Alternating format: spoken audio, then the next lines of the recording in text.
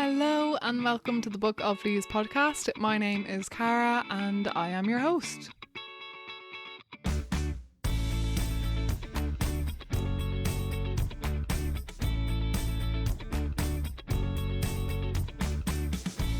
Hi and welcome to episode 44 of Book of Leaves. It is lovely to have you here. If this is your very first podcast episode with Book of Leaves, then you're so welcome.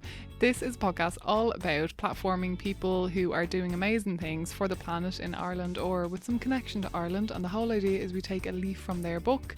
I could also rename it That's So Cool because I say that's so cool so often in this podcast. But for any regular listeners, hello and welcome back. It is lovely to have you here. If you want to fast forward about 4 or 5 minutes to when Zac starts chatting, you can absolutely do that. But just to give some updates as to what's going on, as I kind of like to do with every episode, as we're speaking now, I'm recording this actually on May Day, the 1st of May. How is it May already? I have no idea. But I just want to say a quick thank you and word of appreciation to some people who listen to this podcast, because I recently just shared something on social media, on Facebook and on Instagram, on my podcast page, about how tiring it is to be constantly campaigning for, you know, climate justice and climate action.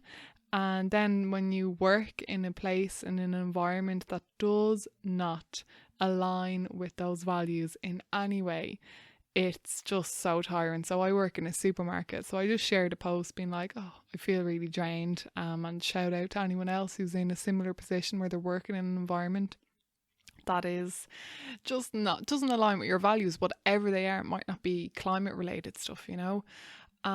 So many people got in touch just to tell me not to give up the podcast, and how the podcast has made them give up fast fashion or stop eating meat. And I never intended to, you know, encourage messages like that, but oh my god, they were so welcome and so lovely. So thank you so much to everyone who reached out, and I do honestly send so much love to anyone who is working in an environment that doesn't align with your values, because oh my god, it is difficult. Like I won't last in this supermarket, and that's on me. That's a choice that I have the privilege to make, because at the moment I'm just trying to save everything so that I can go back to being broke again, because that's what I know. But on the message of being broke, thank you to my patrons. Really appreciate you guys, and anyone who is supporting this podcast. You can do that through Acast directly now. You can also do it on Book of Leaves on Buy Me a Coffee /Book of Leaves. And yeah, I have a Patreon account as well. If you're able to contribute from €1 to whatever you like, that would be amazing. I mean, you never know. The more I get there, the more likely I am to just spend all my time then on the podcast and doing activism stuff. That's the dream. But yeah, I'm still working on that, working on what I want to do. I'm 27. You don't need to know, right? But moving on to this week's podcast episode. At the time of this recording, me and Zac is a fellow activist and friend of mine. I only met Zac for the first time in April last year, when I was helping out with a new kind of campaign that a lot of other Extinction Rebellion activists started, called Be a Hero, which is to encourage people to grow their own food at home. And I had one of those activists, Sinead, on the podcast, and that's a really popular episode. It's all about, you know, growing your own food and stuff, which is really just good to know, real basic kind of skills. And yeah, I first met Zac on just a Zoom call. So the first time I actually met him was first at the Department of Agriculture protest on September 15th, which we talk about. And himself and Orla Murphy, another activist, were both arrested for an action recently on the 19th of March. And we will go into that in detail. At the time of this recording, Orla, the person who partook in the action, Zac was just filming it, has actually since been released. So they were released, I think, 3 or 4 days after we recorded this. So I think they were released like just over a week ago now when you guys are hearing this. So that is good. They Orla signed their bail conditions, but you can still write them at the email address that Zac shares. And yeah, you can keep in touch with all the activist groups that we mention online, and you can get involved. And I do want to actually shout out that if you're listening to this today when this is released, there is a new members meeting for anyone interested in getting to know more about or joining Extinction Rebellion Ireland. If you're in Ireland, we do have a meeting tomorrow at 7 p.m. And I'm actually hosting that. So if you want to come along and get to know how we do direct actions and why we do direct actions, you'll obviously get a good insight here, but we go into it also tomorrow. If you're listening in the future, I'm so sorry, but there will be more upcoming ones, and wherever you are in the world, there will be a local direct action group near you, be it Extinction Rebellion, Fridays for Future, Scientist Rebellion. There will be someone, Black Lives Matter, get involved with an activist group. I have met so many amazing people doing that. And yes, of course, as well, there's so many people in Extinction Rebellion, Scientist Rebellion. Me and Zac don't represent the opinions of all individuals. You don't need to do actions like Zac and Orla have done. You can do anything you want as long as it's non-violent and aligns with the kind of principles, the 10 principles of XOR. So that's the kind of gist. I just wanted to prelude it with that. But I am going to ask you to stick around for the show notes. I know this is a long episode. I shaved off 20 minutes, but Zac was just too enlightening. So yeah, stick around for the show notes after, and I'm going to share an activist call to action request that Orla has since put up on her social media for people to get involved with. So yeah, that is it, I think. Here is Zac. I hope you guys enjoy, have a cup of tea or enjoy your walk wherever you are. I'm sending you so much love and thank you so much for listening, and don't forget to share it with a friend. Okay, that's it. Here's Zac.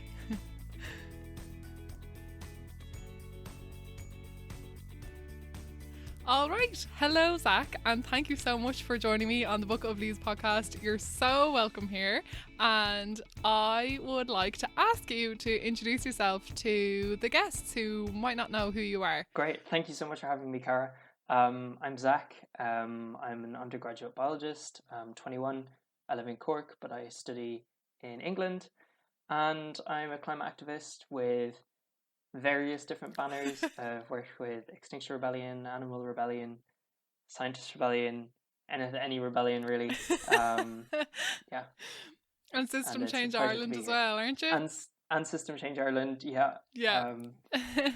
A few flags are waving. I love it. And you're from Cork originally. I love finding out from people if they were always kind of eco-conscious, where their inspiration came, or if there was a moment that triggered it for them. So was there a moment for you, or were your parents influential in that regard, or how did it come about? Yeah, it came about when I was really young. I was reading National Geographic Kids magazines, and I learned about the climate crisis then, or more it was the biodiversity crisis really. And yeah, I was only 10, and it was really upsetting and confusing because I was learning that the polar bears were dying and nobody cared, and it said to turn off the taps and turn off the lights and all of that stuff.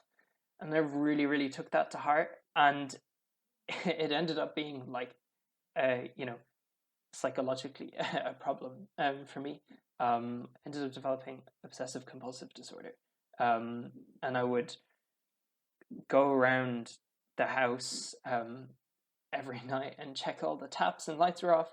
So it became obsessive, and I had to get counseling for it when I was 10 or 11. So yeah, so it's been with me for a really long time.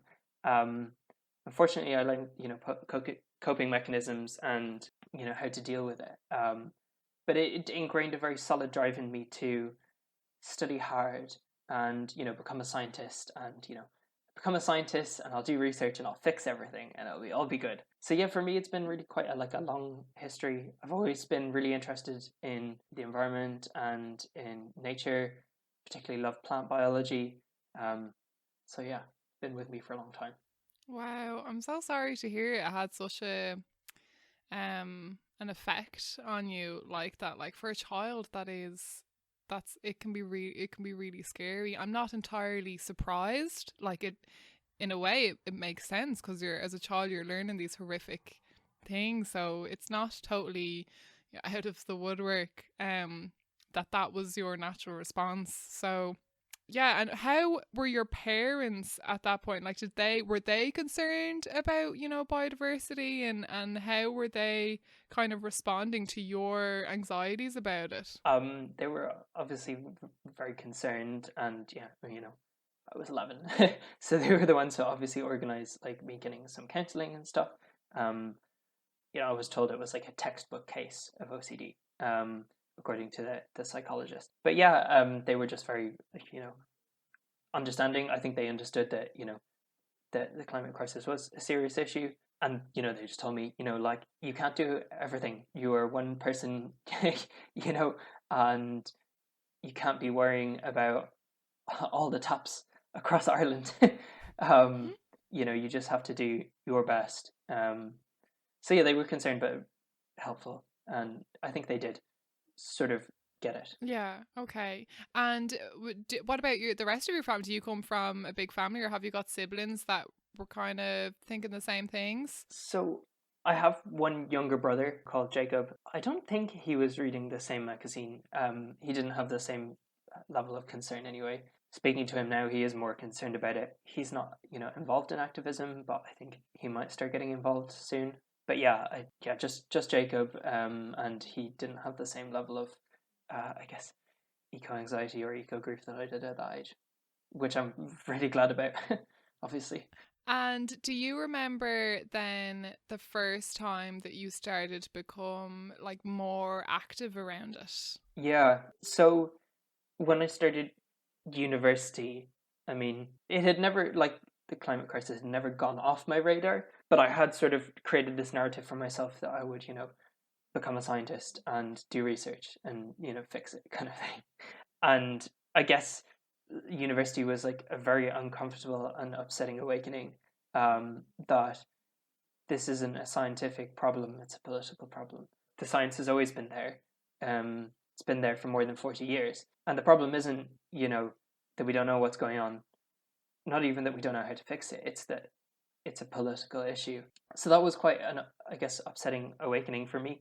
So I started second year, and again, I had mental health issues sort of resurfacing, and I had to take a year out. And during that year, I recovered, but I started learning more. So I had this break from university, and I was able to just learn more about the political dimension, about the extent of the climate crisis. And I started learning about, you know, civil disobedience and action. And that's when I got involved in Extinction Rebellion and I started acting. So the first, I guess, like proper direct action that I got involved with was with Animal Rebellion last summer. So, as you know, with Animal Rebellion, we all went to the Department of Agriculture, and we did an action regarding a just transition and how farmers are being hung out to dry and big agri are making a killing. Um, oh, sorry about the pun there. That was not intentional. um, so that was kind of the first time I really like put what I'd learned into practice, if you will. Yeah, Um, amazing. Oh, I remember that day so well. It was very it was excellent. exciting to be out after such a long lockdown with just a small number of people in a socially distant manner for anyone listening that's concerned.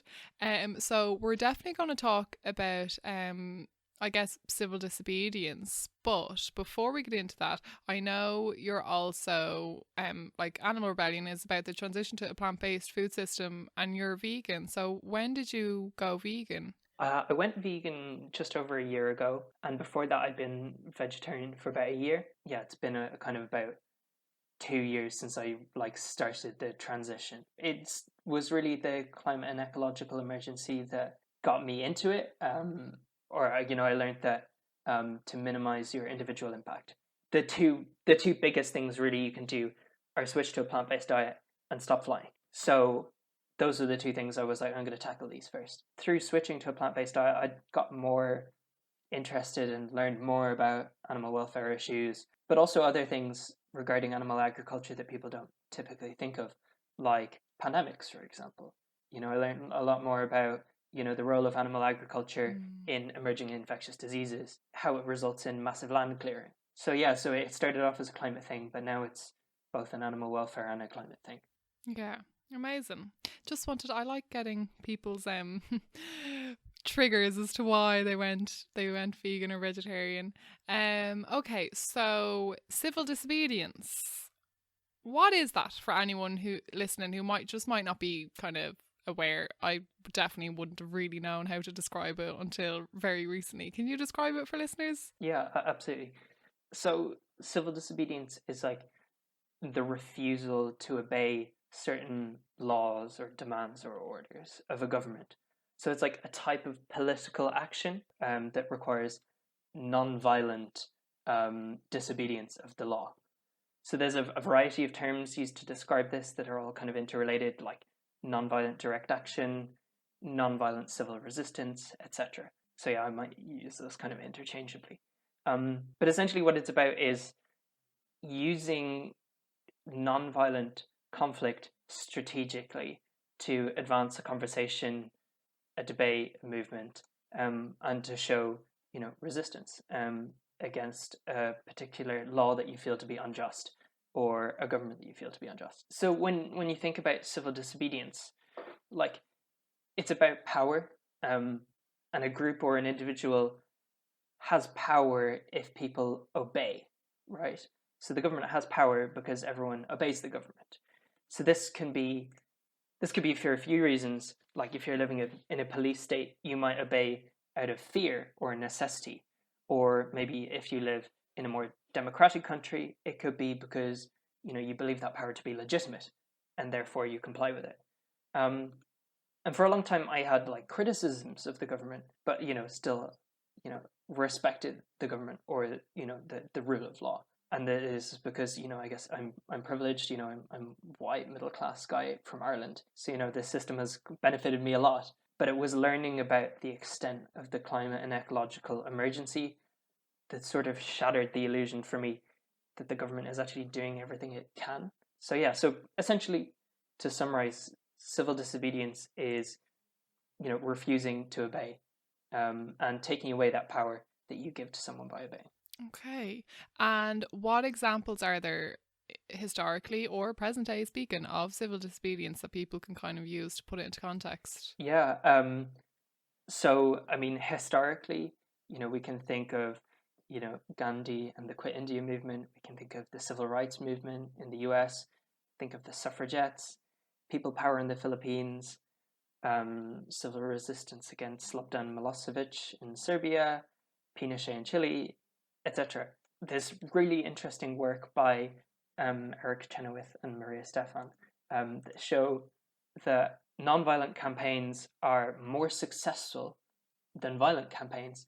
And what's really interesting is that there's a trend of decreasing amount of violent campaigns and increasing amount of nonviolent campaigns with increasing success. And we can think about other, movements today.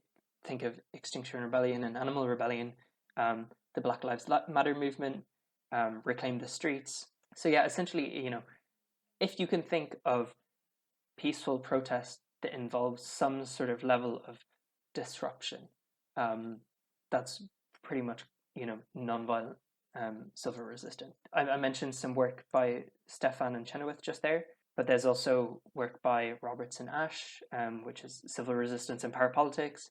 Anything by Gene Sharp. There's a whole variety of literature on the topic that shows exactly why it's effective, and in the case of Gene Sharp, kind of how to do it. Okay, yeah, I think it's definitely good to educate ourselves around it, because what happens when you see these disruptive protests, there's always a lot of backlash from, you expect it from the people on the opposite end of the scale, but it's the people in the middle, or the people who agree with your message but don't agree with the methods, that I think can do like a lot of damage. So yeah, I thank you for mentioning those people. I'd only actually heard of Chenoweth, so I'll link them in the show notes so people can follow them up. And yes, non-violence, I think it's really important to not only like historically that it's more effective than violent revolutions or rebellions, but also you're kind of like being the change that you want to see. Like, I just think that's important. That, you know, we don't need to like use war to win policy. You can absolutely sit down in the middle of a road. There's definitely a strong moral element to it, you know, in nonviolence, and, you know, nonviolent principle. And if you think of Gandhi and Martin Luther King, they were both deeply, you know, spiritual or religious individuals. I'm not saying that you have to be religious, but you know, you need to be, I guess, morally firm, to sort of, you know, engage in that, if that makes sense. And where is the line drawn when it comes to like property? So say, you know, you might see disruption in the form of like sit down protests and marches and blockades. They're straightforward enough. But then, you know, you might bring in there's, for example, Extinction Rebellion in the UK have this campaign at the moment called Money Rebellion, where they're trying to campaign against the funding that the banks are giving. Like, banks are giving money to fossil fuel industries, basically. So what they're doing is they're showing up to banks early in the morning and they're hammering like a chisel or something into the glass and the facade of the building, the facade. The whole message is, in case of emergency, break glass. They make sure that they do it safely, they don't hurt anyone, etc., etc. But some people see that as damage to property. And is that violence? You know, where, and I know you kind of know of that campaign, so I'll just explain it for listeners, but like, have you got any insight or reflections on the kind of the difference, or, you know, where that kind of lies in the movement? From a sort of like, I guess, literature perspective, or like a technical perspective, what nonviolence means is no bodily or mental harm to you know, individuals. You could extend that to all life, like all, you know, non-human life as well. So in that case, you know, properties are not sentient. Properties don't feel pain. And as a result, it's, you know, non-violent. Obviously, you know, it's more complicated than that, because, for example, an extreme example would be maybe arson. That is, I would argue that is violent, because there is risk to life from arson, because it can come out of control. But in terms of what, you know, Extinction Rebellion in the UK were doing with the window smashing, that was done in a very careful and controlled manner, you know, and I think their whole slogan was, you know, better broken windows than broken futures. There is an inherent violence in our carbon economy. There is inherent violence to people across the world through pollution, through kind of capitalist neocolonialism. I think, you know, damage to some windows that can be replaced is nothing compared to the intrinsic violence within the system, if that makes sense. Yeah, no, that makes total sense. And people, you know, will retaliate with the cost the taxpayers will have to pay for these windows replacement. And I'm like, you know how expensive, first of all, the COVID pandemic is, which is caused by our relationship with nature and animals, and the climate crisis is going to be so much more expensive. Oh God, it's really hard to keep just to keep myself like from going off the rails too much, because it's a really heated topic for so many people. But so we have an idea of non-violent civil disobedience. So your second action with Honor Rebellion was at Keypack, their slaughterhouse and meat processing factory, in December. And the whole messaging behind that was, to prevent pandemics, we need to end animal farming. Animal farming is a huge driver in zoonotic pandemics, which is what we're in now. And at that protest, the whole theme was we were quarantining the site. So yourself and some other activists were dressed in white hazmat suits, and we had cow masks on, and the whole reason for that is, you know, to get more kind of attention take better photographs so we can, spread the message further, because obviously, because we were in a pandemic, we didn't have a lot of people there. Now, the reason I'm saying this was the first time you were arrested. So can you tell us what was that like, and what exactly happened that you were arrested for? Yeah, absolutely. Yeah. I mean, first of all, I think that was really, I thought the protest was great. I think we got some really striking images. Like you said, in the time of a pandemic, you can't have that, mass. So you have to make it dramatic.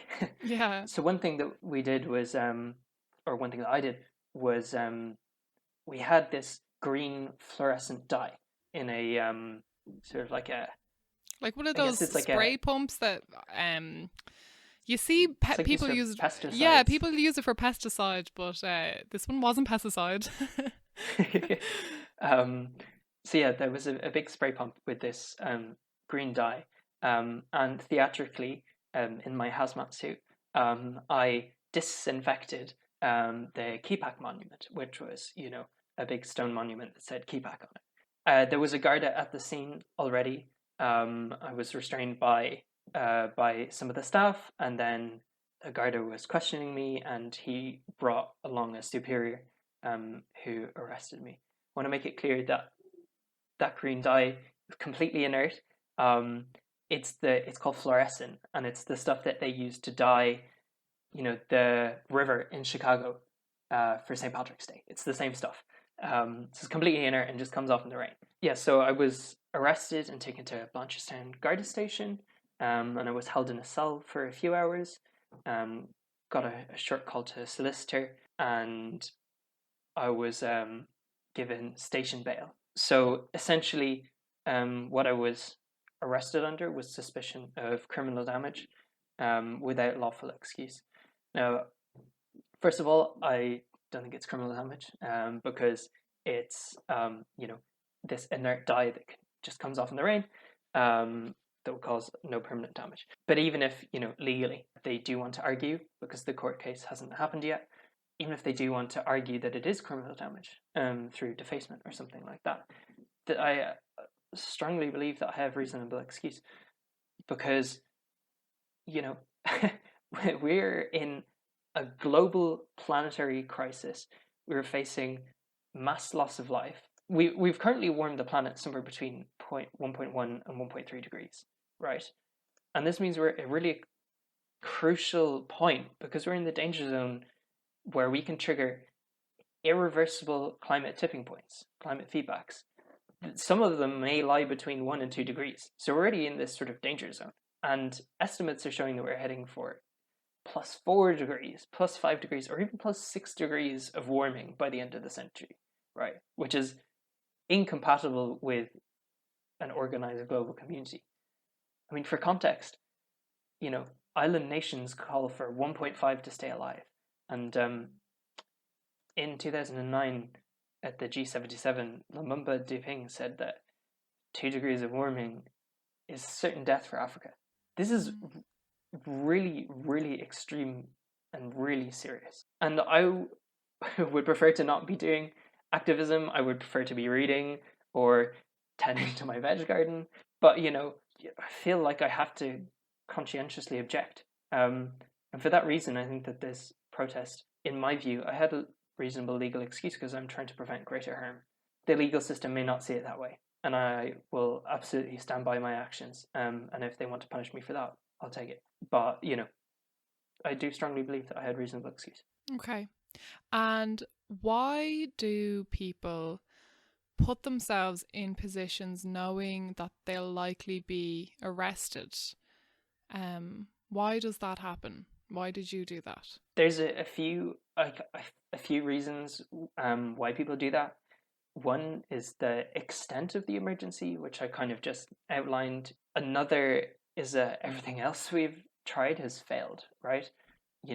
For more than 40 years, the environmental movement has, lobbied, emailed, signed petitions, etc. And all these conventional methods have failed. And it's not for lack of science, because, for decades, scientists have warned governments about the risks.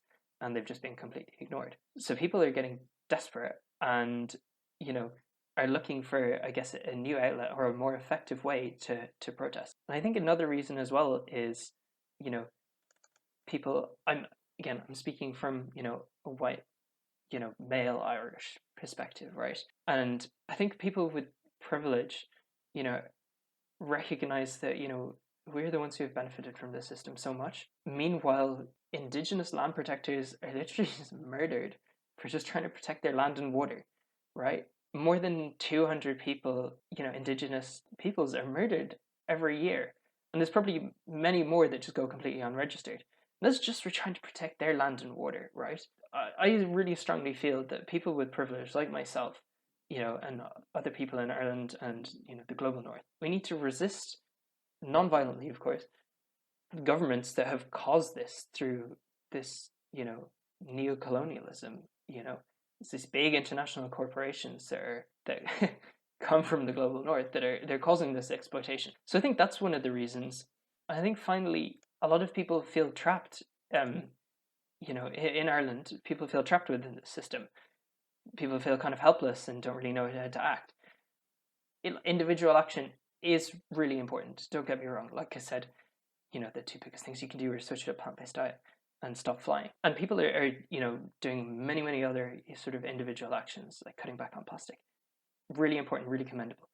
But people recognize that individual action alone isn't going to solve this crisis. And civil disobedience for people is kind of an act of self-liberation from a system that is harmful and you don't want to be a part of. And it's sort of a way of saying no. It's like saying, no, I'm not going to be part of this system anymore. I'm going to start resisting this system. And if that means you're going to arrest me, if that means you're going to put me in a cell, so be it. But I don't want anything to do with your system anymore. And additionally, it signals to other people that the emergency is serious. It's so serious that you feel the need to resist. And again, I need to add that clarification. Civil resistance is not something that everyone has the privilege to do. People are limited by their socioeconomic, situation. Maybe they're a carer. So many different reasons. But that just, I guess, for some reasons, just shows that it's more important for those who can to do it. Yeah. Really well said. Yeah, I think it's important to say, like, for example, there'll be people in Ireland who are here on work visas, obviously. Do not put yourself forward. Or, if you're from certain communities, if you're black or if you're a traveller, you will most likely get a harsher sentence as well. So definitely that's something really important to highlight, that not everyone is in a privilege place that they can't put themselves up for arrest, which again is why we need system change, because oh my god, there's so many issues. And I think also people often forget that with big movements and civil disobedience, it can be really annoying for everyone else. That's the whole point. And you want to get on with your life and you want the traffic jam to stop, and I understand that, but I think that we forget we're a species that has a very short-term memory around certain things. And we talk about, now I know 1916 Rising was not non-violent, like that was a violent rebellion. But just to use it as an example, that very few people were on their side before they saw the way that the British guard treated them. And then there was the sympathy, and they realised, like, if they're being oppressed, we're being oppressed, So I think we have to kind of remember that, disruption is annoying, but it's not as annoying as the climate crisis is going to be. And it is okay to change your opinion. I've changed mine so many times recently. But yeah, so thank you for putting yourself out there. Now we're skirting around the elephant in the room. What happened on the 19th of March most recently? Right.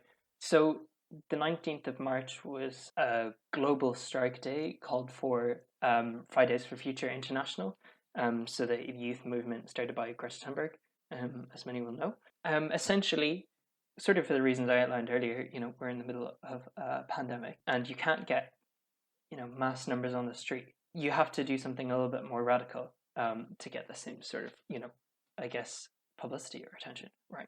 So, fellow activist and friend of mine, Orla Murphy, she's worked with Fridays for Future, she's worked with Extinction Rebellion. She wanted to do an action for this International Strike Day, the theme of which was no more empty promises. And she wanted to, protest the government's complete failure to act on the climate and ecological emergency. And she did this by taking action against the Department of Foreign Affairs. People might know that Ireland is now recently on the Security Council. So we have a really huge responsibility to prevent conflict. And to prevent conflict, what we need to do is stop the climate and ecological emergency, because it will result in war. It will result in mass displacement. We're looking at 1 to 3 billion people displaced in the next 50 years, which is just mind-boggling. Yeah, I mean, the Syrian refugee crisis was I don't know the exact number, but like the difference between 1 billion and 1 million is really hard to get your head around. That if that caused such problems, just imagine. Terrifying. Sorry, go Absolutely. on. No, it really is terrifying. I know I'm getting a little bit distracted, but I think something that's interesting is a lot of people don't realize that the Syrian crisis was partially caused by the climate crisis, because there was the worst drought that had happened in decades, and that caused crisis in food production, which led to unrest, which is just a microcosm of what we're facing on a global scale. But anyway, so as part of this action, Orla got a bucket of pink paint and diluted it with water and threw it at either side of Ivy House, which is the Department of Foreign Affairs headquarters, and with red spray paint wrote "No more empty promises" onto the building. I was there and I was live streaming the whole action. And I live streamed it directly to Extinction Rebellion Court. Not surprisingly, Orla was arrested, and I was also arrested at the scene. We were both taken and detained overnight at Kevin Street Garda Station and taken to court the next morning for a bail hearing. Orla was first, and she refused really excessive bail conditions put on her. One, out of principle, and two, to continue to boost the profile of this case. And Orla is still in prison now, as we're recording. She's in the Docus Centre of Mountjoy. She's been there for more than a month now, because today's the 20th that we're recording this. So she's been in there for 4 weeks, continuing to protest, the government's inaction on this crisis. I was also, as I mentioned, arrested and given a bail hearing. I also had quite extreme bail conditions put on me. I was given the maximum cash bail and given 40 minutes to provide the money. Obviously, I could not get, so it was 500 that I had to pay myself, and then independently, someone had to pay €2,500, which is an extreme amount of money. And why? Why did they have that? Because I think Orla's bail was 500. And her bail conditions were quite severe. Why was yours so much worse when you weren't the one doing the action? You were there filming it. Yeah, we don't really know. There's a few different theories suggested by the solicitor and by other activists.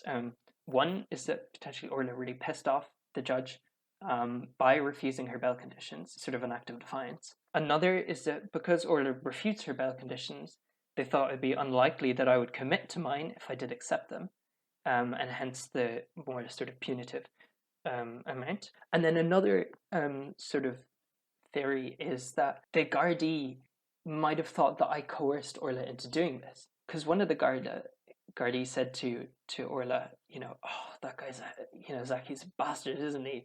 And she was like, "What?"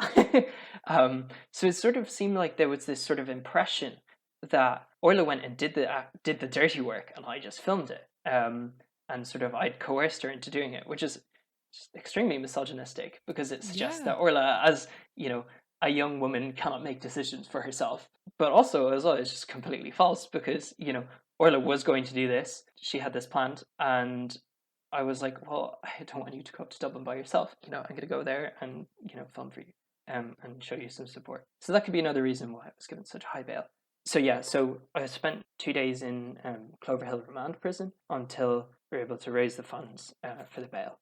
And then I was released. But like I said, Orla is still inside. Yeah, she's still inside. So before we talk more about Orla, what was it like for you? Because I know I'll definitely have Orla on the podcast in future when she is hopefully released. But what was it like for you? I've never, my experience of prison is Orange is the New Black on Netflix. So what's it like? It was actually fine. I was treated really nicely in prison, and my cellmate was really lovely. We had great chats. He was really friendly. Honestly, I was treated more sort of roughly by the Gardaí themselves before actually going to Clover Hill.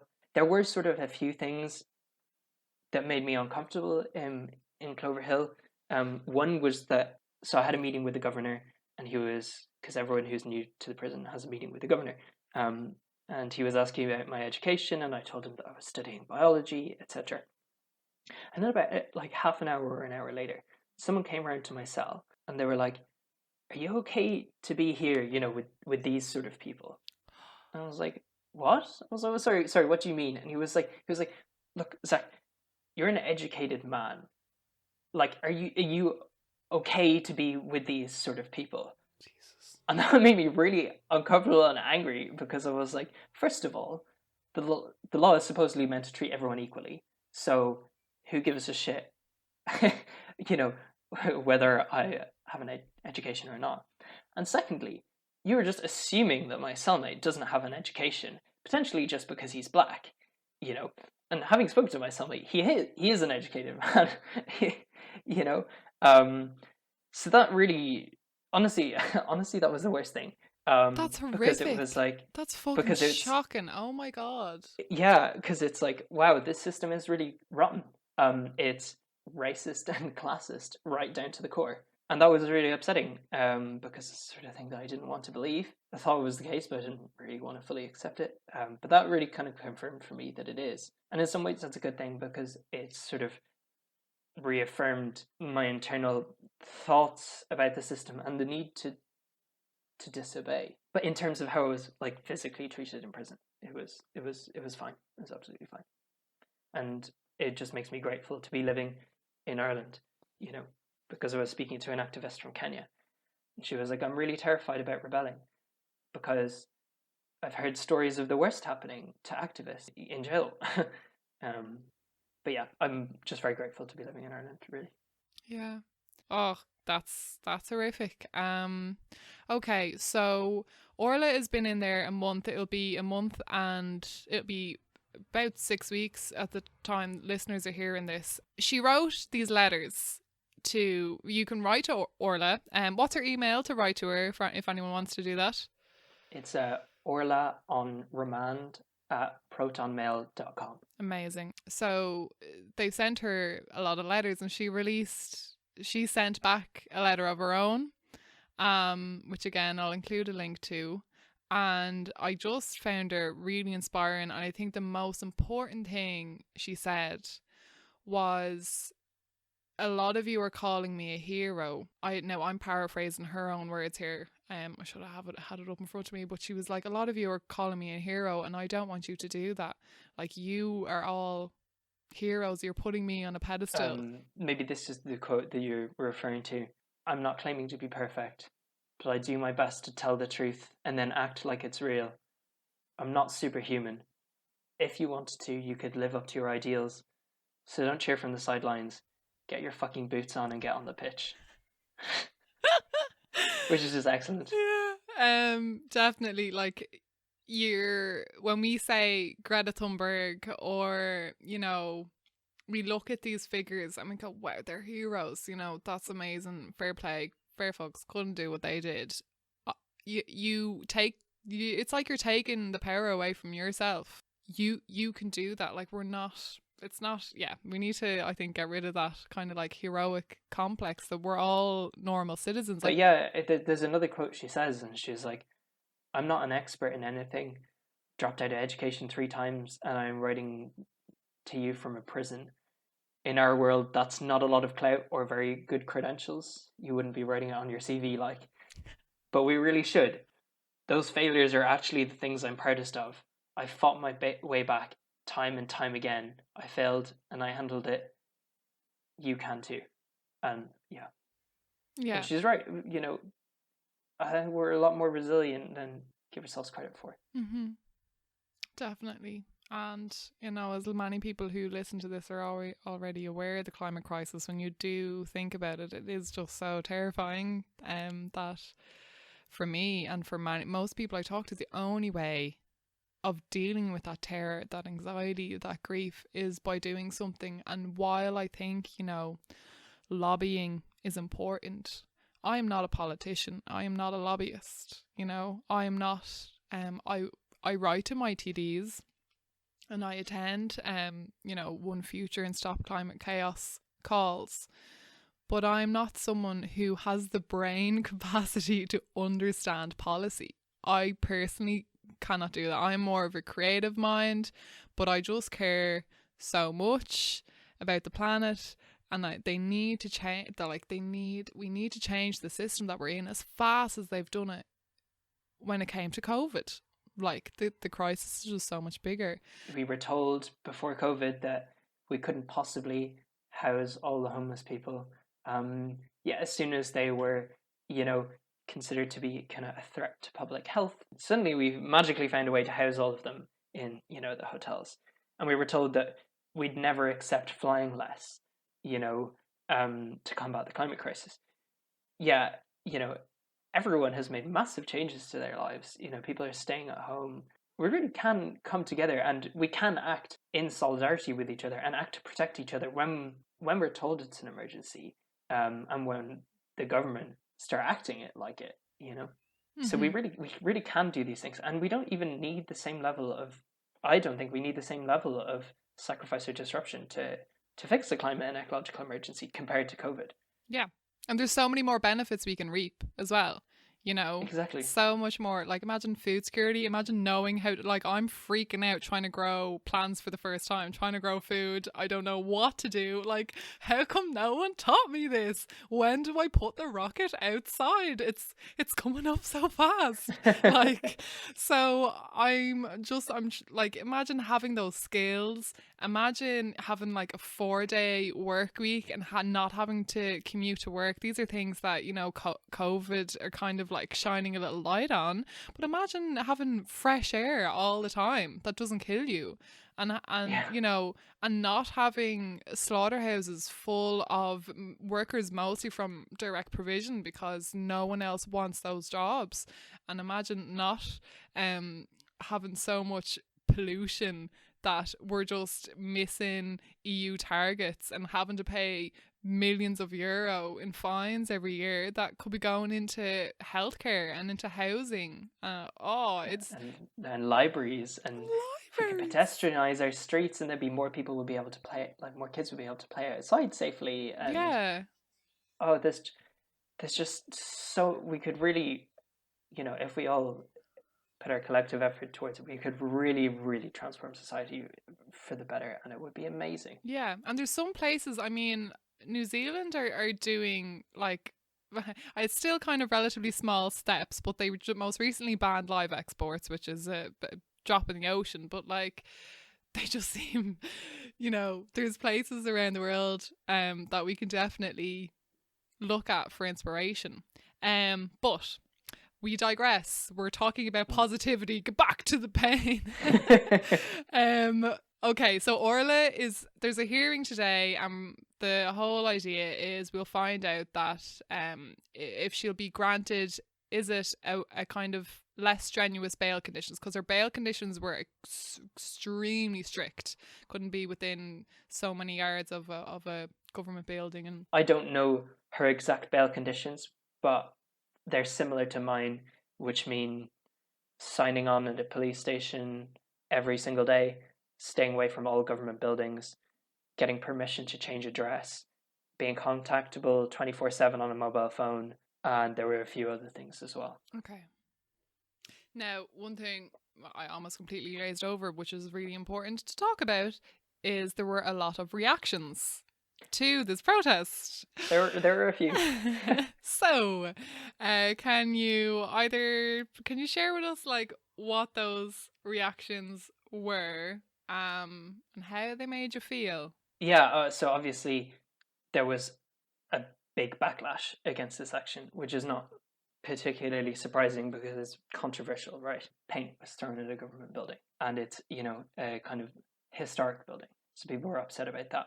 I'd like to ease people's concerns, that the building was completely cleared up within 18 hours and there's no permanent damage to the building.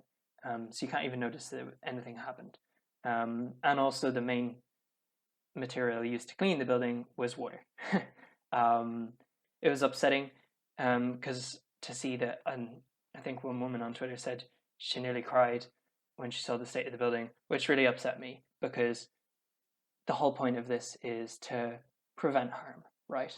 And it's not nice to upset people like that, of course. But this is, again, like I said, about preventing harm. And if we continue to let the system go unabated, we're going to see continuing mass loss of life.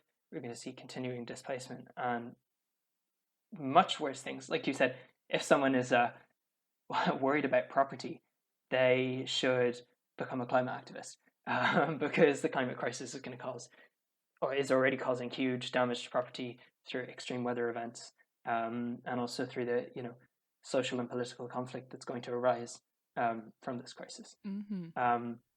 But yeah, in general, so all the major news outlets in Ireland covered it to varying degrees.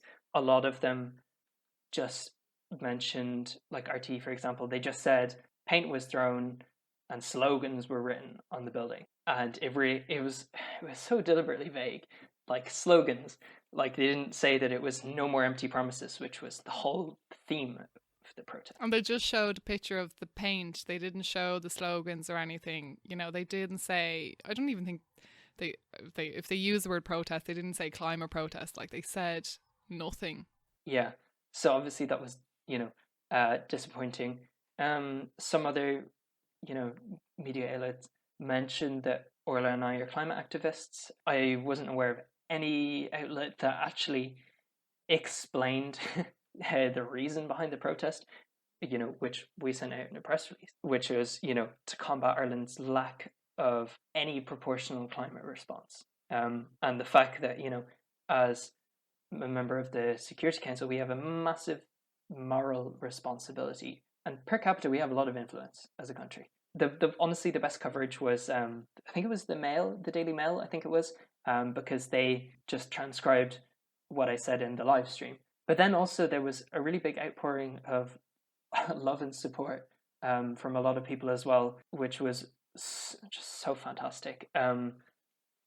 Basically, all of my friends and family reached out to me and were like, we think Orla is amazing, and we're proud of you for standing up for the climate, and for standing up to prevent harm.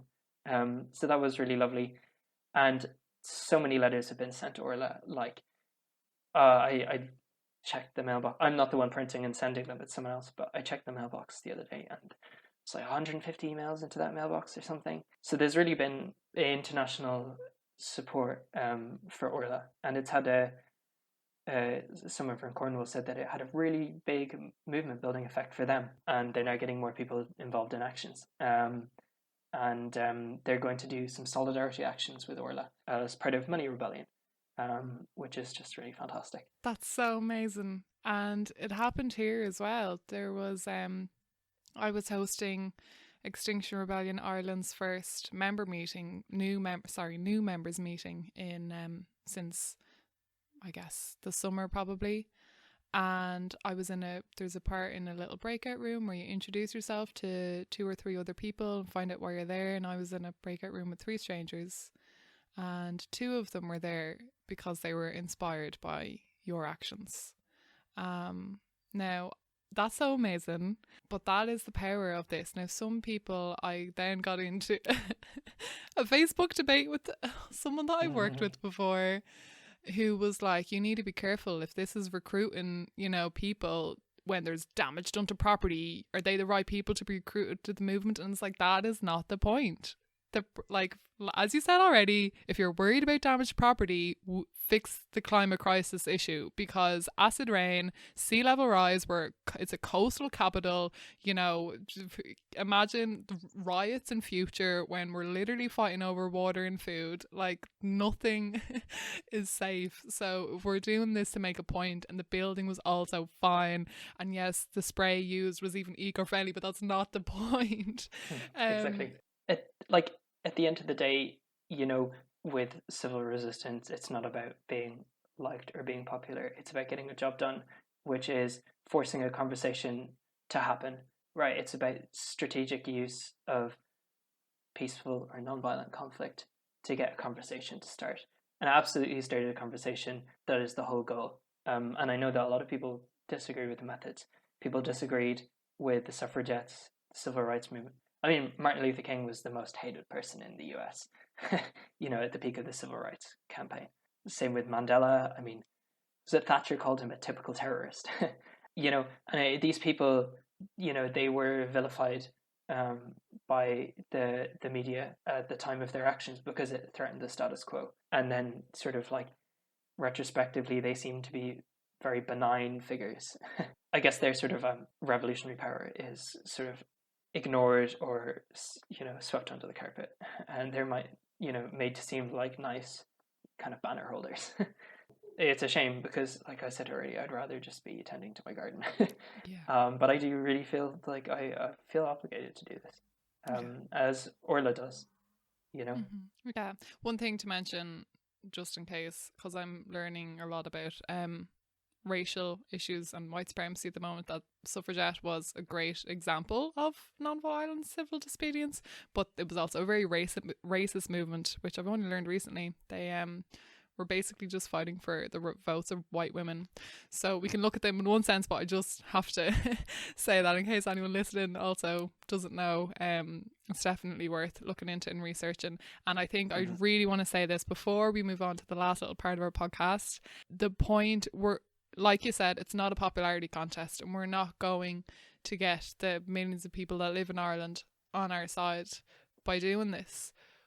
But we've already seen that you said that it's mobilised people in Cornwall. So the point of this, and people joined Extinction Rebellion recently because of this, and what we're trying to do is mobilise people who care. So the people listening to this podcast on eco-friendly living, you guys, and you know, anyone out there who cares about this matter, what we're trying to do is get them involved and active in this climate justice movement and this civil disobedience. And all you need is a small percentage consistently being active to get shit done. Like, I mean, Erica Chenoweth says it's 3.5% of the population. Now there's some kind of people are looking at like things that I don't even really understand, you know, does it apply to the climate justice movement? But if you look at Ireland and you look at, say, I bring this up a few times, but the Irish water charges that a lot of people disagreed with because they were paying for it multiple times and it was privatised, and there's leaks happening everywhere constantly, and you know they're expected to pay for this, so there was a lot of disruption. 100,000 people is what that took, and more just doing a simple boycott. No, I'm not paying. You know, so what we're trying to do by doing this is to inspire people who are concerned as well to join us. And all we don't need everyone to like us, and we don't need 4 million people out on the streets. That's obviously impossible in Ireland. That's not going to happen. We just need a small group of people dedicating themselves to the movement, and you do not need to put yourself up for arrest. I have not done that yet. I say yet, like I can feel it coming. I have not put myself up for arrest, and for every one person who does that, there's 10 people behind them supporting them doing logistics. You know, there's someone like minding your house keys. We've got our legal observer, someone taking photographs. We've got the person who made a costume. If you're wearing a costume, like there's so many ways that you can be involved without doing that, but being part of the movement and helping, because Jesus, we need energy and bodies now more than ever. So I think you've done a great job of kind of like demystifying the whole process. A little bit. I'm glad. So thank you for that. Just a cautionary update on the 3.5% thing. Yes, can you explain paper, that? There's a paper by Chenoweth. Sorry, I'm just obsessed with Chenoweth. But yeah, so 3.5% is often quoted as how much you need for a movement to be successful. But what's really interesting is the research shows that no regime has withstood more than 3.5%. So I think with, let's see, I just got the paper up here. So with less than 1% of the population, you can have a 45% success rate. In fact, with 0.015 to 0.06% of the population, there is a 24% success rate, which is huge. 0.015% of the population. Wow. Like, I'm not good enough at maths to figure out how many people that means in Ireland. We're so but done. yeah, it's really, I'll do it really quick. It's not, it's not unimaginable. There are that many people. There are that many people in Ireland concerned. There's something like 76% or something in a poll, Friends of the Earth. It was at least that anyway, released, where that's how much of the population is concerned about the climate crisis, think it's a huge issue. So I'm sorry, if we get how many of those people, we can literally enact this change. The government have no option. Without war or a pandemic, they're not going to make changes that we need unless, well, oh my god, I'm not like promoting war, but I'm saying like historically, like big changes haven't happened unless there was a massive amount of fear, like in a wartime effort. They're saving lives, okay, and everyone accepts those changes. Same with COVID, there's a fear and everyone just accepts those changes because they can see the immediate threat. We cannot see this immediate threat where we are. We can't see these Indigenous people who are being murdered. We can't see the forests burning down in front of us, or the coral reefs being bleached, or the people who have already lost their homes because of sea level rise. We can't see that. So it's up to the concerned people to, unfortunately, we have to raise the fear. We have to like raise awareness to the science, to the facts, to get more people involved. Like we basically need to be the alarm bell, and people were like, you're all just alarmists. Well, I don't care for labels, but if that's what you want to call me, then fine, because there's a freaking fire. Like, yes, I'm going to set the alarm. Oh my god, right, sorry. Yeah, there was a great quote recently, and it was like, people are getting angry at Extinction Rebellion for sounding the fire alarm. It's just like, would you get angry at someone for sounding a fire alarm if there was a fire? It's like, oh, you're disrupting my day, I'm trying to work. It's like, well, would you rather burn? Yeah, and I think that you had a really good analogy. I think you shared this on your Facebook post in response to some of the responses that you were getting for the Ivy House action, or maybe it was Scientist Rebellion. Anyway, you shared a quote about, if there's a sitting room on fire and you're in the sitting room with like a couple of other people, you have a responsibility to break the window of the sitting room to get everyone out there. It's not only legally kind of acceptable, but you have a moral and ethical duty to, if you're the closest one there, to smash that window to save the lives of others. So again, just linking back to damage. But so again, went on a little journey there. But what was that figure you said was 0.015 was the minimum, was it? For a quarter, so 24.24% success rate, it was between 0.015 and 0.06% of the population. 0.06% is 294,000 people. It's for a 0.25% success rate, and that's the upper bound of that. And that's the upper bound. So 0.015 of 4,900,000 people is 73,500 people. And you said about 100,000 for And it water was charges. 100,000 for water charges. There you go. Like, that is all we need. So, you know, yes, we're still in the pandemic, but you can get involved. Orla was one person doing this, you know. It only takes one person to sit down, block a road. So before we move on, do you have anything you want to share before I'm going to ask you how people can get involved? Yeah, I don't think so. Yeah, in terms of answering that question about what to do or how to get involved, people find other people that care. That's the most important thing, because you can do actions by yourself, definitely, but it's much safer and much better and, you know, more fun if you meet other people who care.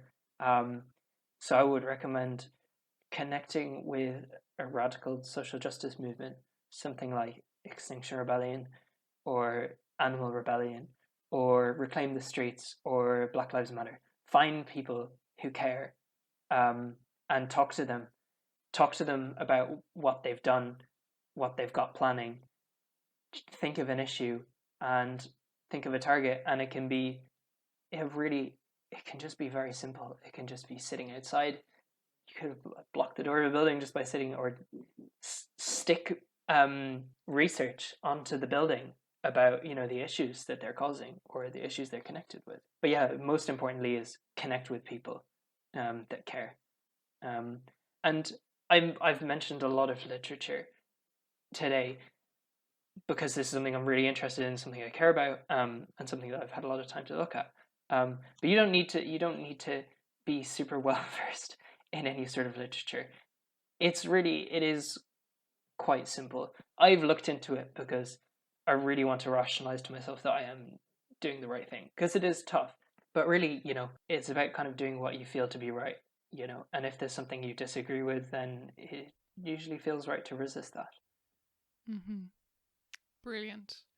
Now, for a totally different curveball, I've got random questions for you, Zac. Lovely. Do you want to give me your first letter? And we'll see how we go. D. D. What's your favourite second-hand find? Oh, my favorite second-hand find. I did pick up a really nice red check shirt in a charity shop well over a year ago now, which I really love. So it might be that. I wonder if I have any more creative answers. No, that's perfect. You don't need creative. Practical works as well. I found very practical, useful. My fruit bowl is a black plastic bowl I got in a charity shop and love it. It makes the counter look so much cleaner. So, red check shirt for the win. Can you give me another letter? L. L for lime. If you could drop one fact into every brain on the planet, what would that fact be? Ooh. See, immediately I'm thinking, like, strategically. I'm like, what could make the most impact from one fact? I think it would probably be something about civil resistance. Probably the fact I would give would be that, you know, through unionizing, through working with others, you can overcome systems of oppression. Because I think a lot of people feel really helpless. But there's just so much evidence to show that when people do come together, they can do things. Yeah, I that think. Sounds so cheesy. No, but it's so true. Like, it's so true, because so many people just accept things the way they are, and I think that, you know, the good man who does nothing, you know, either because he thinks that he shouldn't, or thinks that it won't make a difference, does as much harm sometimes as the person, you know, doing the harm with the tool in their hand. You know, I think it's really important that people know that it doesn't have to be the way it is. It doesn't have to be the way it is, and tell yourself that over and over again. Like, it does not have to be this way.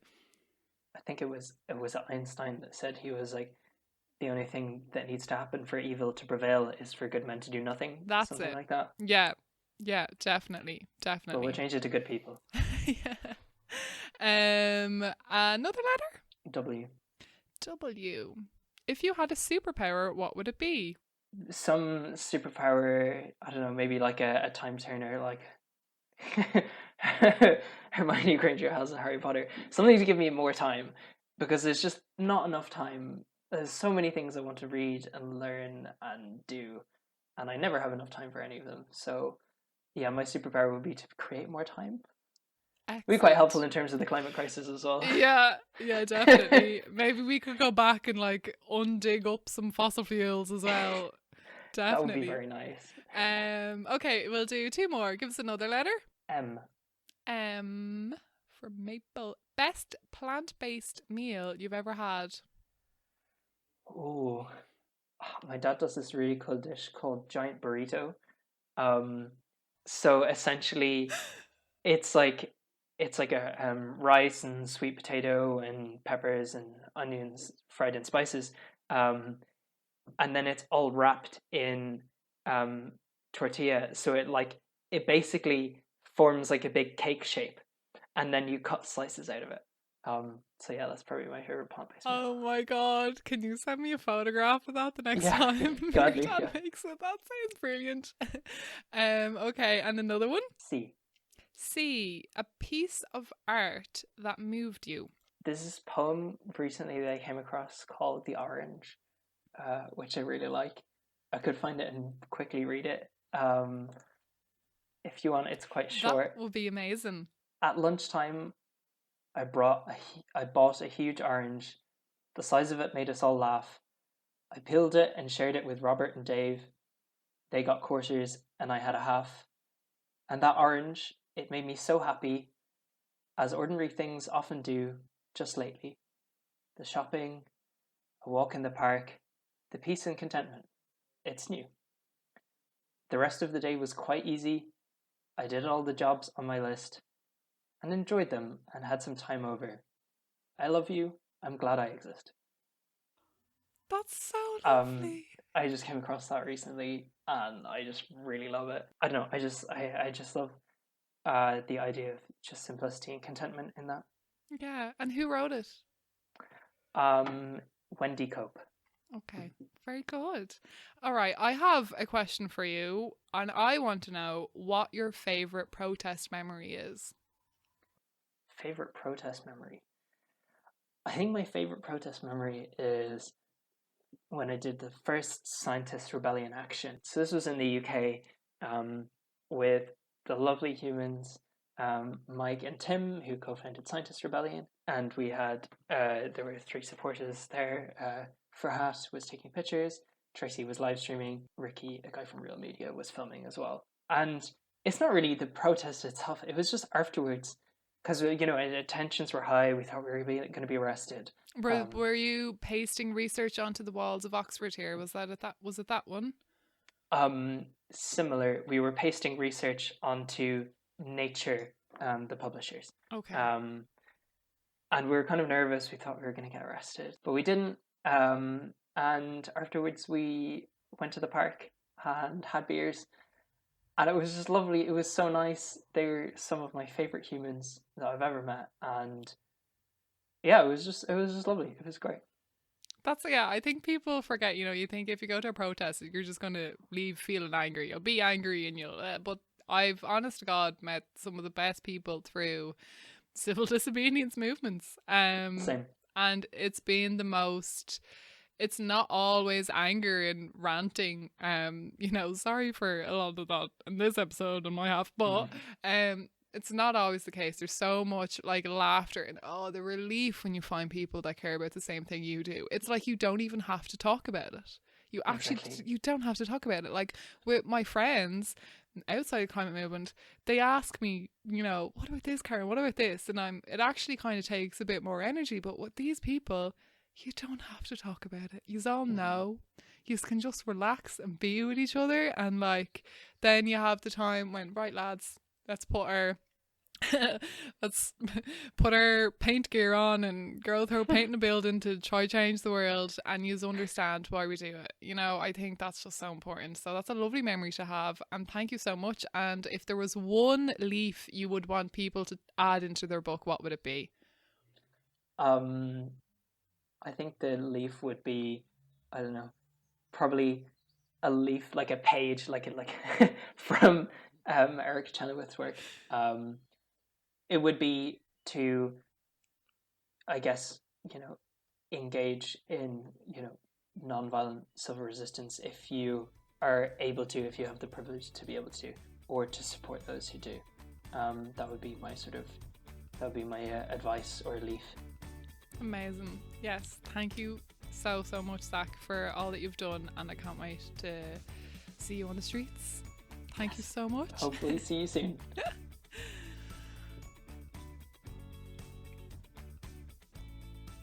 Alrighty then, that was Zac. I hope you guys enjoyed that discussion with him and you found it inspiring, or you found some knowledge in there. And hey, even if you don't want to do actions similar to these, hopefully it just inspires you to get active, or at least understand and have empathy towards groups that may work differently to how you've seen protests and stuff work, but the reasons why behind them, and all of the literature that all of the authors that Zac mentioned, I have linked in the show notes. And Zac also sent me references for all the scientific facts he said about global warming and the effects that it will have. I've referenced everything. He sent me on these really good links, so you can check out the show notes.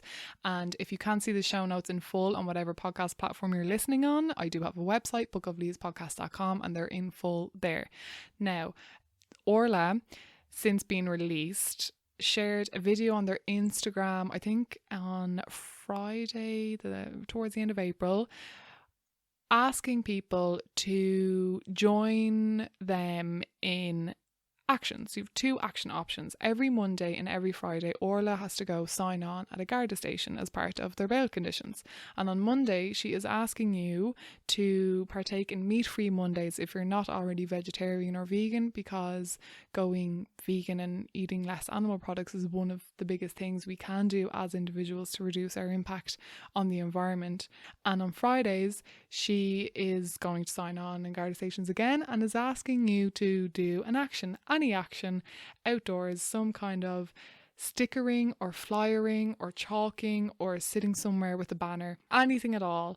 And that is their request. If you found what they've done inspiring, or you want to get involved, you don't need to join a big movement if you don't want to. You can do it in your own time by yourself, but I do always recommend joining a movement, because oh my god, the people you meet, it's just amazing. Again, if you're interested in getting involved with Extinction Rebellion, we are having a new members meeting on the 4th of May 2021 at 7 p.m. You can book the tickets via Eventbrite, and I will share the link for that in the show notes as well. And again, if you're in the future, just search your social media group, local activist group, the name of them or their website, and see what their events are there, because they will be listed. They should be listed anyway.